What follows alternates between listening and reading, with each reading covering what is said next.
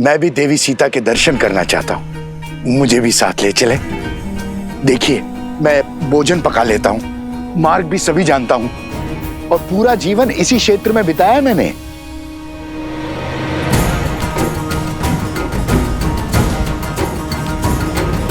सबके क्या राय है? सब अपना अपना मत बताइए। आप मिथिलावासी हैं, आपको तो हमारे साथ चलना ही चाहिए।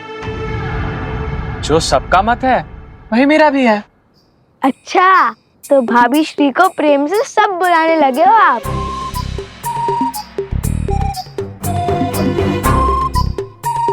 अब चलो भी, अन्यथा लव भैया कहेंगे शीघ्र चलो शीघ्र चलो।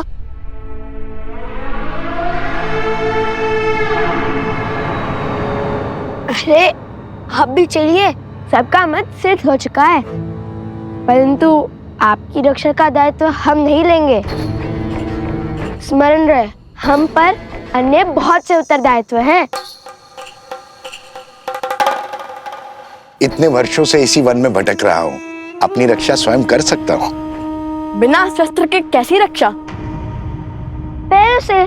जहाँ भय लिखा वहां से भाग खड़े होंगे, है ना?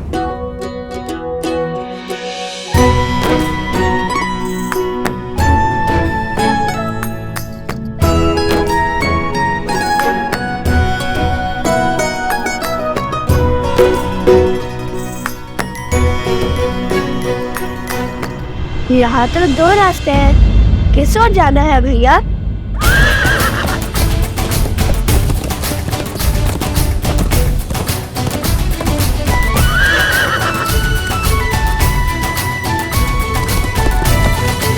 त्रिवेणी धाम जाने के सबसे उचित मार्ग जानते हैं आप?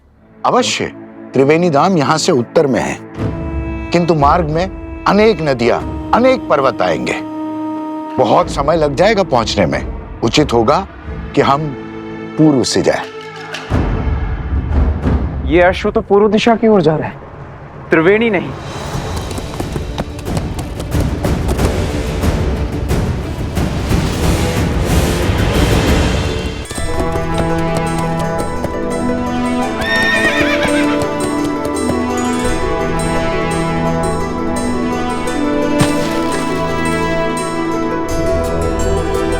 हे अश्व, इस ओर चलिए। महाराज का आदेश है, आपको त्रिवेणी धाम जाना है।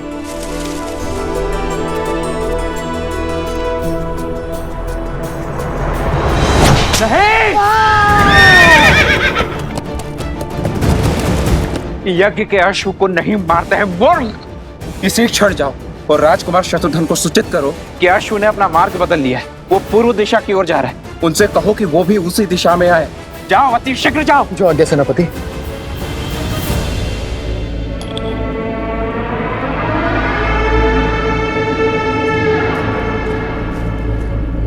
ये लीजिए। अब आप मिथिला से हैं ना, और आपके पिताश्री राजदूत भी हैं, तो आप मेरे पिताश्री त्रिकाल शर्मा को जानते ही होंगे। हाँ हाँ, अवश्य। हम तो साथ ही पढ़े थे ऋषि श्रृंगा के गुरुकुल में। विवाह के बाद एक पुत्री का जीवन और घर कितना बदल जाता है ना। बहुत स्मृति आती है मुझे पिताश्री की। आती ही होगी, जिस आंगन में जन्म लिया उसे छोड़ आना सरल थोड़ी होता है। किंतु उनका तो सोचो, जिनके पिता उनके पास नहीं है।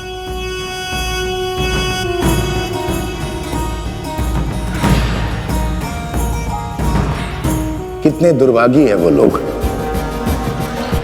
अरे और कितना समय लगेगा भोजन में महाशय? पात्र से धुआं आ रहा है। आप भोजन पका रहे हैं या यज्ञ कर रहे हैं? जितनी देर में आप ये भोजन पका रहे हैं, इतनी देर में मैं खाकर पचा भी लेता। बस बस, तैयार हो गया धनुर्धर ऋषि कुमार।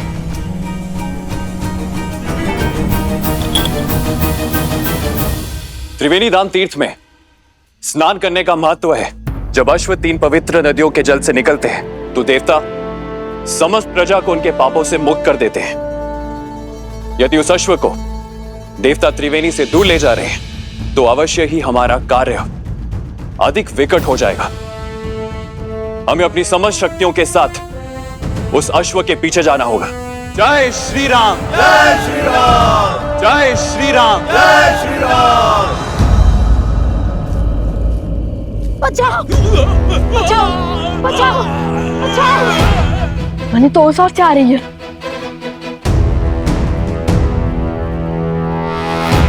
भागो भागो बचाओ बचाओ, भागो भागो भागो भागो। तो कष्ट में लगता है। बचाओ बचाओ बचाओ बचाओ। अरे आप सब बताएंगे? आप सब इतने भयभीत क्यों हैं? कहाँ भाग रहे हैं? कोई बताएगा? हमारे गांव परेसी को किसी राक्षसी माया ने घेर लिया है। सभी किसी विचित्र रोग से ग्रसित हो रहे हैं। हम ऋषि हरित को खोज रहे हैं क्योंकि उन्हीं के पास इस रोग का उपाय है। ठीक है, जन लाओ इनके लिए।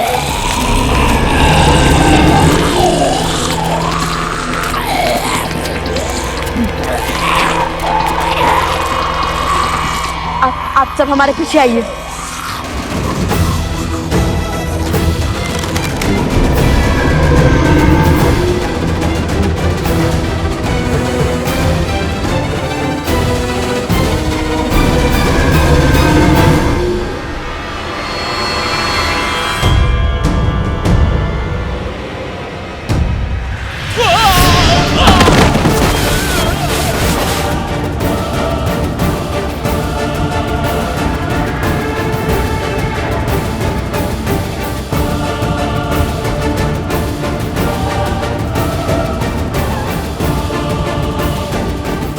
पूर्व में बसे परेशी गांव में पुनः असुरी रोग फैलाओ।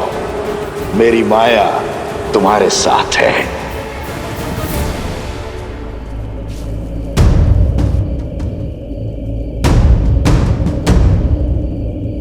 इस घने धुएं में तो कुछ दिखाई नहीं दे रहा भैया।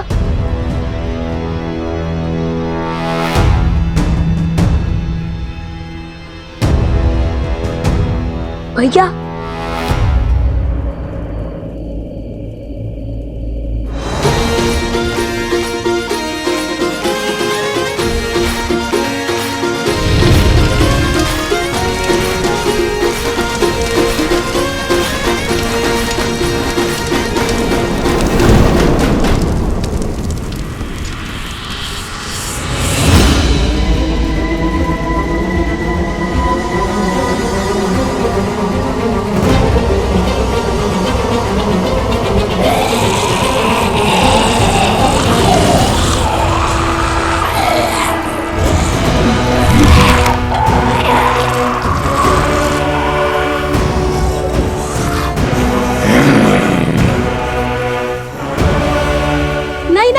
इन्हें मत मारिए।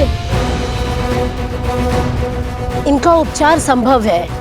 ये मलिन आत्माओं के नियंत्रण में है और मानवों के रक्त के प्यासे हैं।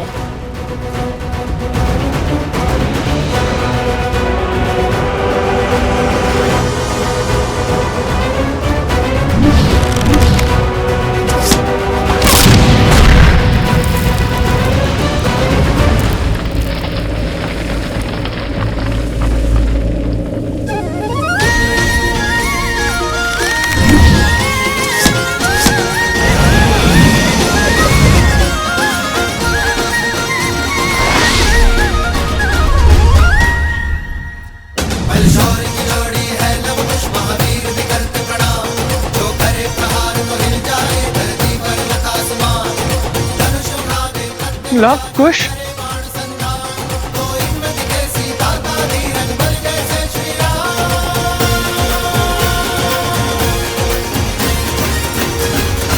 ऋषि हरित ने इनका क्या उपचार किया था? उन पर्वतों के बीच में विशेष औषधियां उगती है। उन्हीं के उपयोग से ऋषि हरित ने इनका उपचार किया था।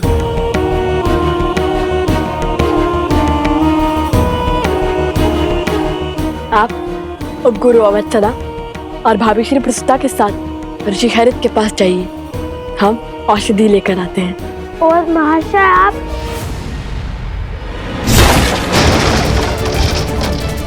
बचाओ बचाओ, भागो भागो भागो भागो भागो।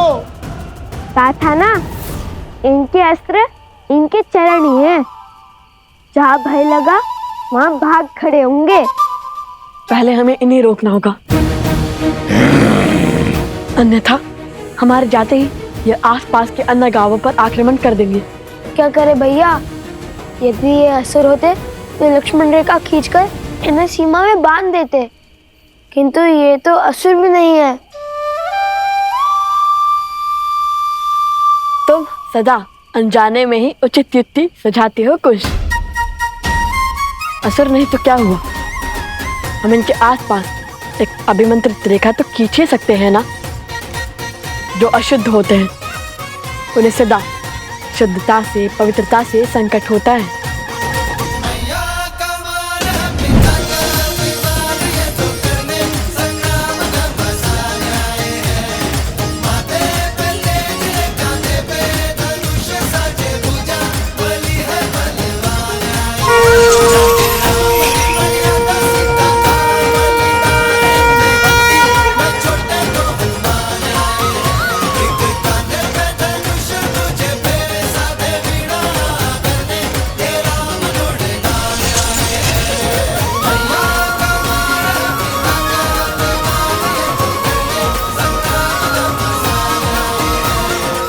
ये इस अभिमंत्रित रेखा को पार नहीं कर पाएंगे कुश।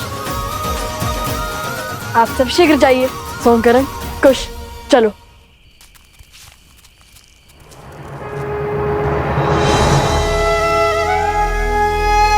हे माता तमसा,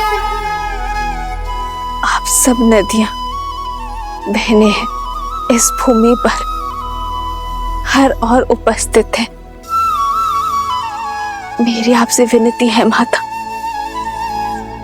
मेरे पुत्रों का मार्गदर्शन करने में,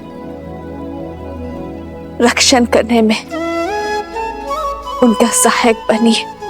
उनके प्रभु पर उनकी अटूट श्रद्धा को बनाए रखने में सहायता कीजिए माता।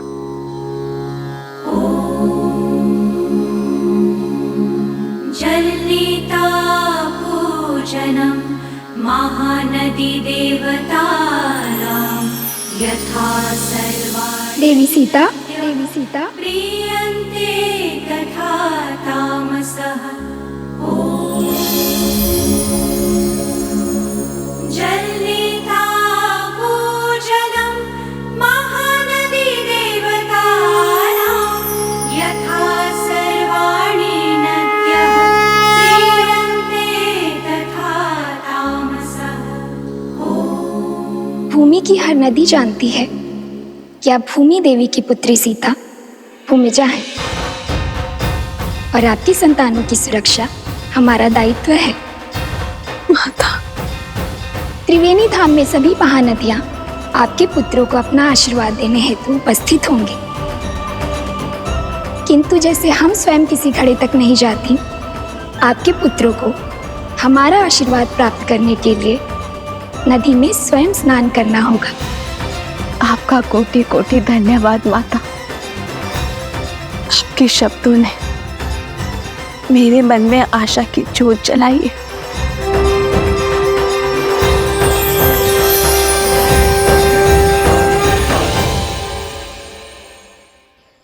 अतिशीघ्र चलो, यह अश्व तो पर्वत की ओर जा रहा है। यहां हम अश्व की क्या स्वयं की भी रक्षा नहीं कर पाएंगे। चलो शीघ्र चलो।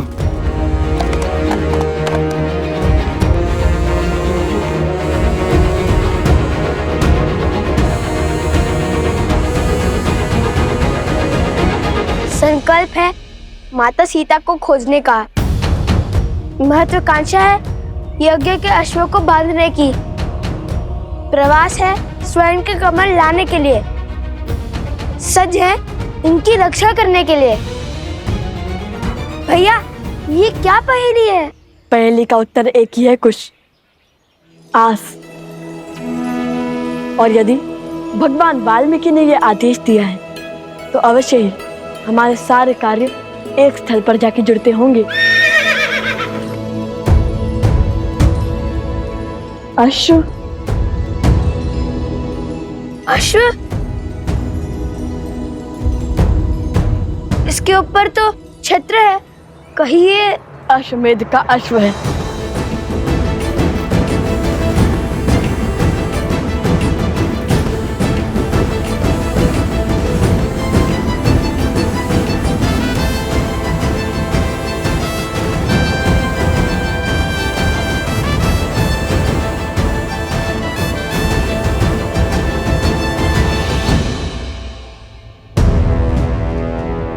वो देखिए भैया,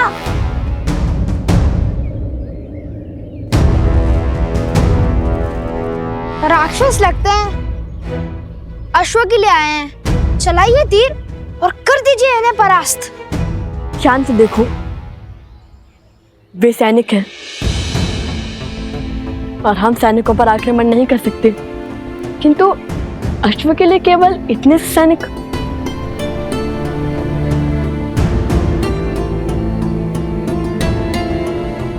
अवश्य ही सेना की बड़ी टुकड़ी पीछे होगी, हमें उनका सामना भी करना होगा। समय कम है भैया, हमें औषधि भी लानी है और स्वर्ण कमल भी। यदि इन्हें ज्ञात ही ना होता कि ये अश्व हमारे पास आ गया है तो कितना अच्छा होता।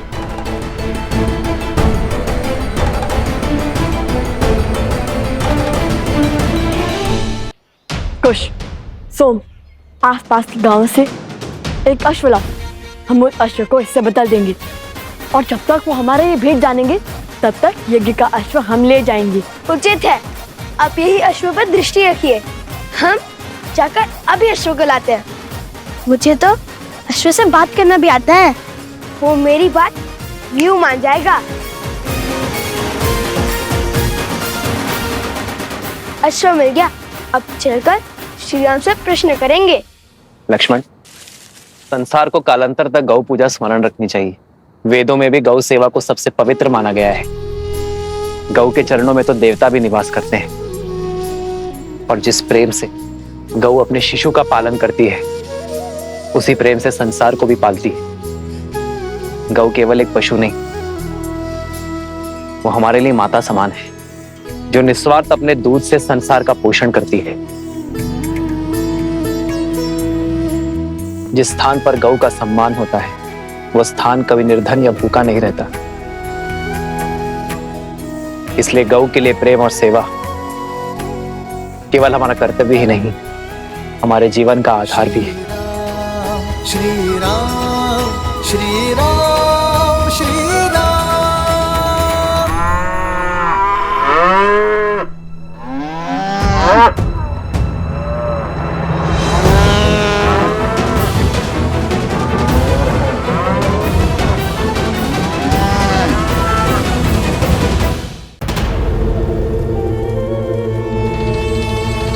महाराज, महाराज, अश्वमेध यज्ञ के कारण अयोध्या की प्रजा फिर से उस राम की ओर समर्पित हो रही है। मेरे अथक प्रयासों के बाद भी मैं उनके मन को विचलित नहीं कर पा रहा हूं। और कितना समय लेंगे आप महाराज? समय बड़ा चंचल होता है भानासुर, वो किसी के वश में नहीं आता है। मेरे भ्राता दशानंद रावण को भी लगा था कि वो समय के अंत तक जीवित रहेगा, पर देखो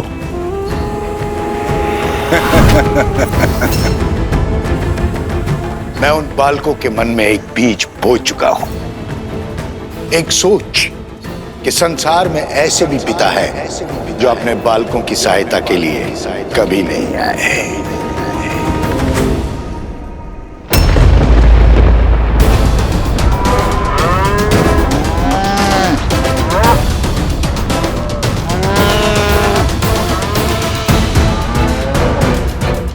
गौ माता का क्रंदन तो अनिष्ट का सूचक होता है।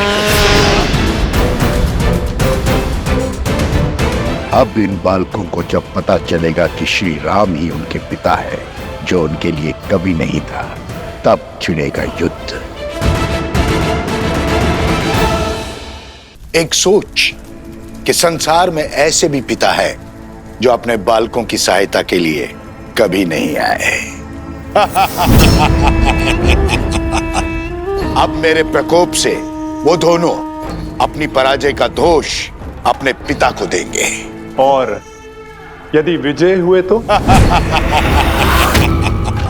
उनके मन में अहंकार को स्थान दूंगा।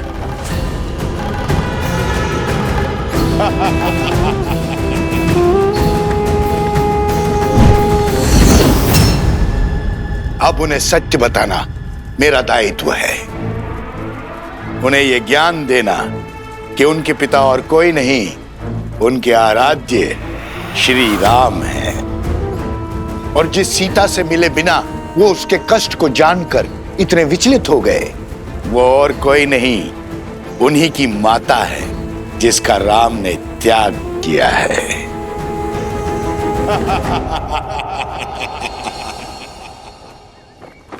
गऊ का रुदान भले ही अशुभ संकेत हो, किंतु ये बात स्मरण रहे कि हर संकट हमें सीखने का और कर्मों में सुधार लाने का अवसर देता है।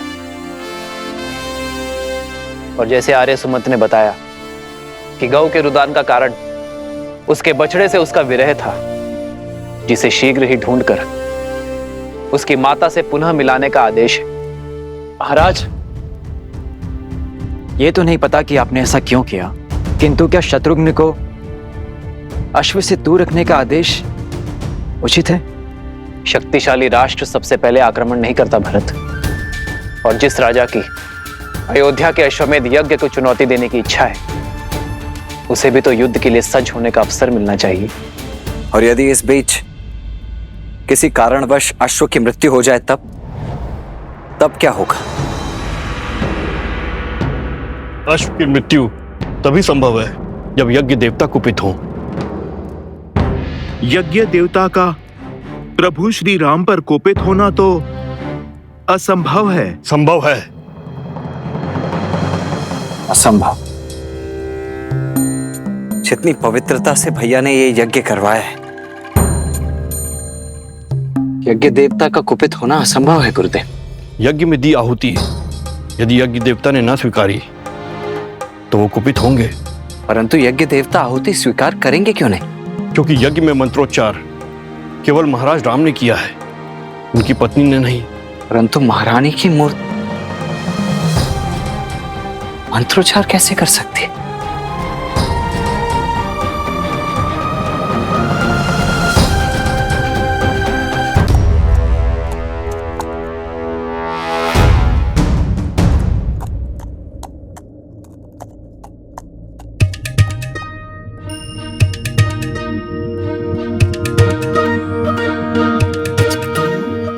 क्या लाए हो तुम?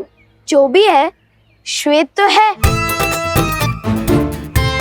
गांव में केवल यही एक 4 पैरों वाला प्राणी है जिसका रंग श्वेत जैसा है, और ऊपर से वस्त्र और छात्र भी ला दिया मैंने इसके लिए। अब चलो अश्व बदल देते हैं। सैनिक थके हुए हैं, हमारा भेद जाने में उन्हें समय लगेगा, जब तक हम निकल जाएंगे।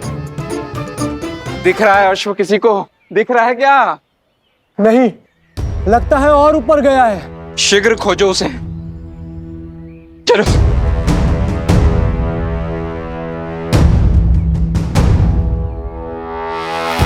हमें सैनिकों का ध्यान भटकाना होगा। जो आ गया भैया, आप अश्व को पकड़िए, मैं अश्व की ध्वनि निकालता हूँ, उनका ध्यान भटकाता हूँ। ये अश्व की ध्वनि या फिर गधे की? पर भैया, गधा तो ढी चौ करता है।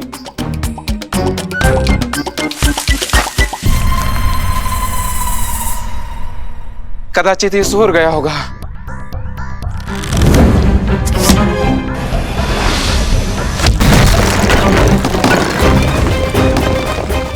ये इस और क्या ध्वनि है?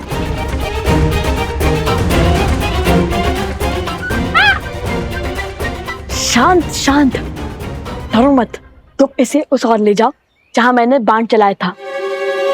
तुम मेरे साथ आओ।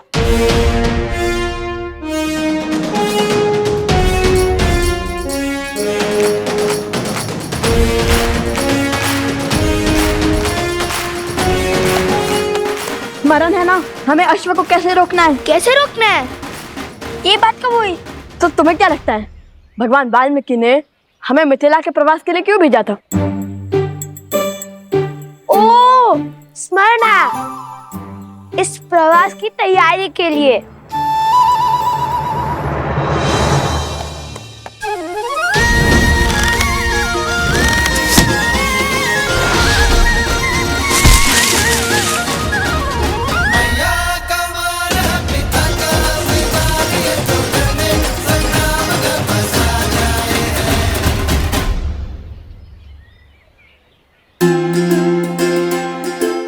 सीताराम?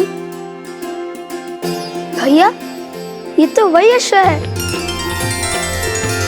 राम सिया राम जय जय राम। राम सिया राम जय जय राम। कदाचित इसका, हमारा और सीताराम का कोई ना कोई संबंध अवश्य है।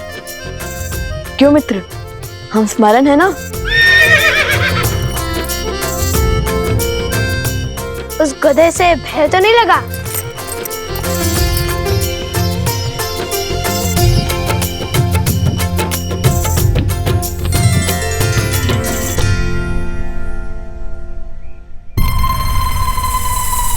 अरे, ये अश्व का कद कैसे घट गया? मिला, अश्व मिला।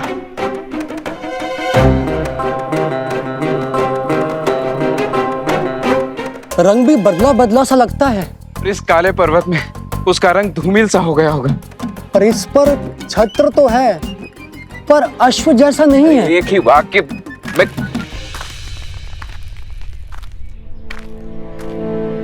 प्रणाम राजकुमार। सेना भी पहुंच रही है।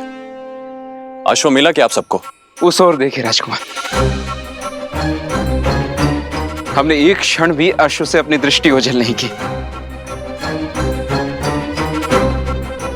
आदेश यज्ञ के अश्व पर दृष्टि रखना था सेनापति। आप लोग यहाँ क्या वनगमन कर रहे हैं? अश्व के पीछे ही गमन कर रहे हैं राजकुमार। ये क्या आपको अश्व दिखाई दे रहा है?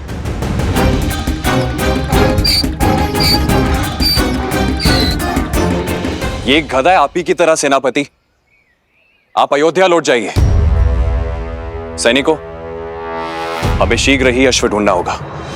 भैया, औषधि? नहीं, हम अभी नहीं ला सकते।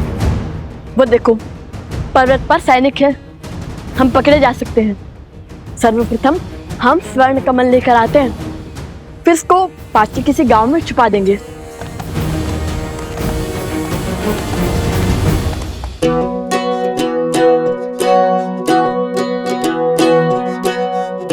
सुनो, यह स्थान उचित है। यहाँ पर कोई भी अश्व को नहीं ढूंढ पाएगा।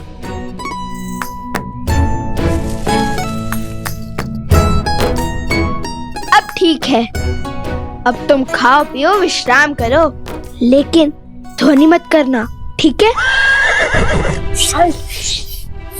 ध्वनि मत निकालना।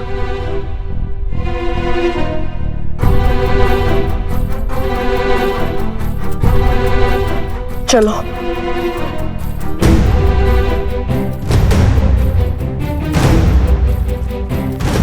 अरे, अब क्यों छुप रहे हैं हम? अब तो अश्व भी नहीं है हमारे साथ। यदि सैनिक ने हमें देख लिया, तो हमसे प्रश्न किया, तो वन देवी के पुत्र सत्य थोड़ी ना कहेंगे।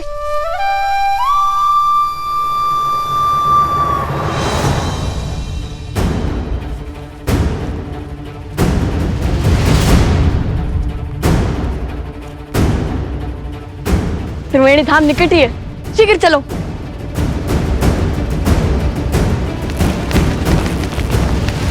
ऋषि कुमार,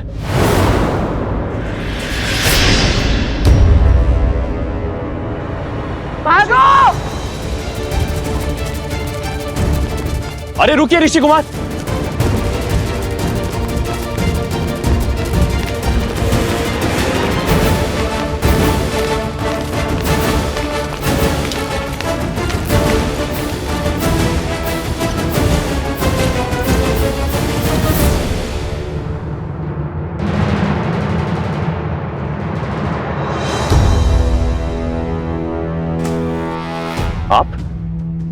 आपको तो मैंने अयोध्या में देखा था। और क्या वो ऋषि कुमार वही हैं जिन्होंने अयोध्या में गान किया था। क्या आप क्या कहना चाहते हैं? नहीं, वो नहीं है। तो फिर वो दोनों भागे क्यों? क्योंकि वो असत्य नहीं बोल सकते, किंतु मैं बोल सकता हूँ ना। आपने क्या हमारे अश्वमेध के अश्व को कहीं देखा है? सत्य कही, अन्यथा आपके प्राण संकट में पड़ सकते हैं। सत्य सत्य तो ये है, आप और आपके सैनिक कभी एक बाल ऋषि कुमार के प्राण नहीं हारेंगे। और दूसरा सत्य ये है, आप और आपके सैनिक लव कुश से कभी जीत नहीं पाएंगे।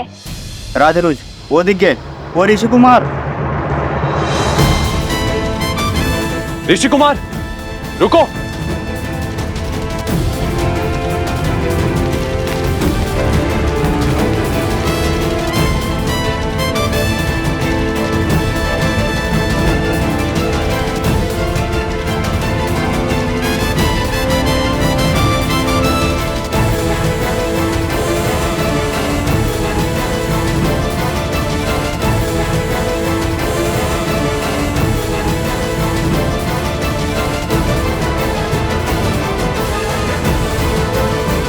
इन्हें यही छोड़ सकते हैं, किंतु रन छोड़ना कारता तो नहीं होगी ना। कभी कभी रन छोड़ देना ये सबसे बड़ी रणनीति है।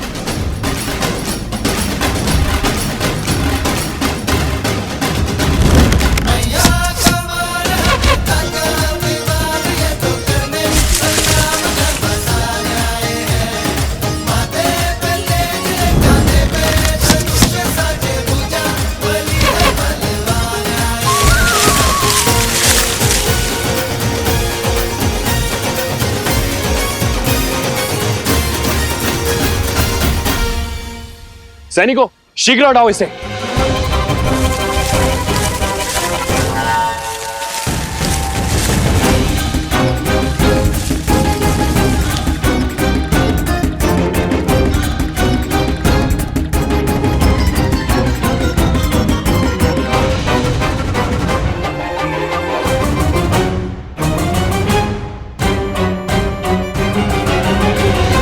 आज तक तो केवल रुके थे, अब फंसेंगे।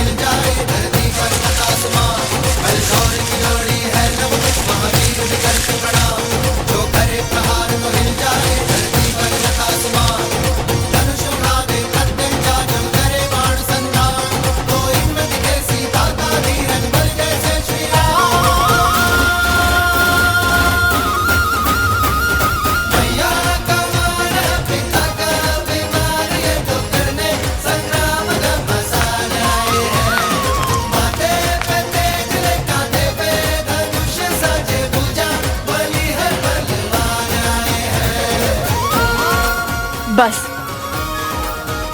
अब वो यहाँ फंस जाएंगे और हमें अधिक समय मिल जाएगा।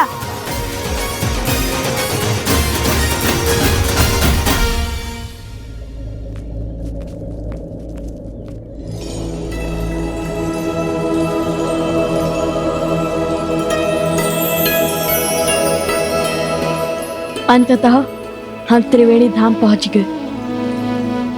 वो देखो तमसा, वो देखो सोना, और वो जो दाहिने ओर से आ रही है वो है सप्तगंडिका, जहाँ तीनों नदियों के मिलने का स्थान है, इसलिए ये त्रिवेणी है।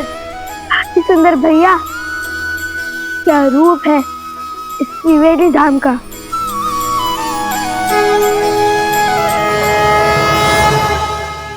भैया अभी आंखें मूंदी तो मन में एक विचार आया। हमने अश्व को तो छुपा दिया, किंतु उसकी रक्षा के लिए किसी को नहीं छोड़ा।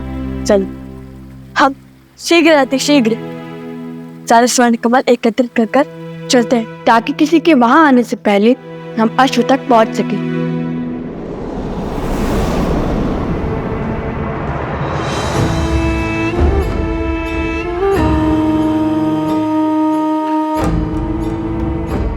आओ प्रबंधासुर, देखो तुम्हारे परम मित्र और मेरे प्रिय पुत्र चंद्रबाहु की मृत्यु का प्रतिशोध लेने की घड़ी आ गई है।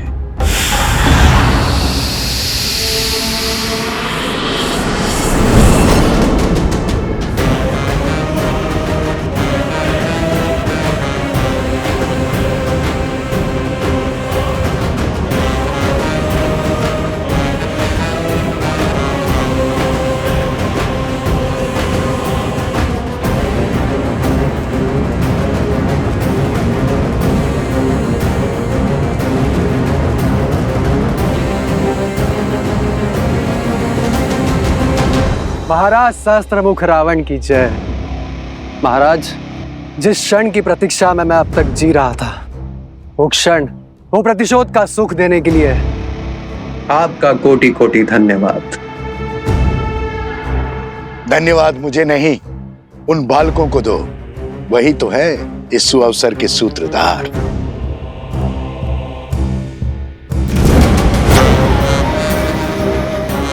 मैं उस अश्व को मारकर उस राम के अश्वमेध यज्ञ को असफल कर दूंगा। वो जिस मर्यादा धर्म की ध्वजा लहराना चाहता है, उसे मैं तार तार कर दूंगा। कदापि नहीं। हमारे प्रतिशोध की पूर्ति इस अश्व की मृत्यु से नहीं होगी।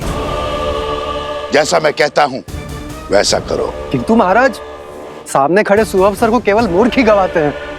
मैं इस अश्व को मारकर सीधा राम को युद्ध के लिए ललकारूंगा। फिर वो तो क्या, उसके समस्त परिवार को समाप्त कर दूंगा मैं। अपनी क्रोधाग्नि को शांत करो, बल से नहीं बुद्धि से काम लो।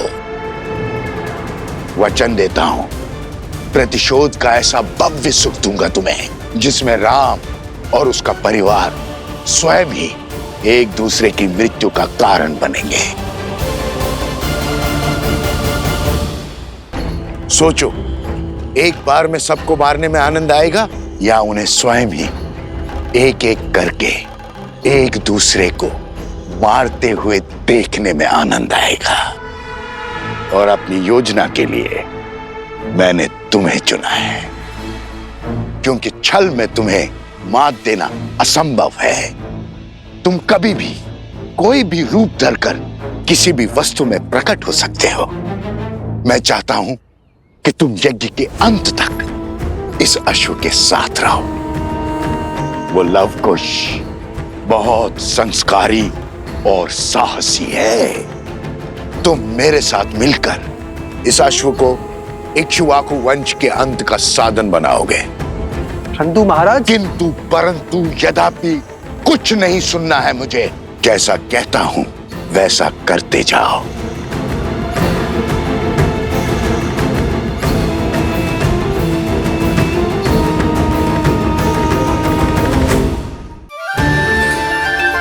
माता पिता के लिए संतान के प्रेम से मूल्यवान और कुछ नहीं हो सकता, फिर चाहे वो देव हो या दानव, मानव हो या पशु।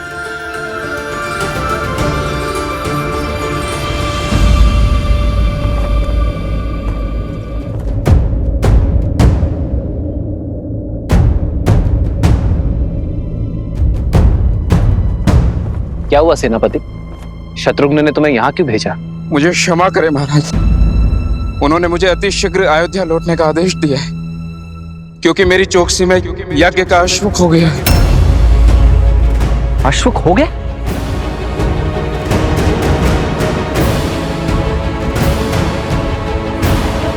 और अब वो स्वयं अश्व को खोज रहे हैं। यज्ञ का अभिमंत्रण आसुरी शक्तियों और दुर्घटनाओं से बचाता है, किंतु केवल तब जब देवताओं का आशीर्वाद हमारे साथ हो।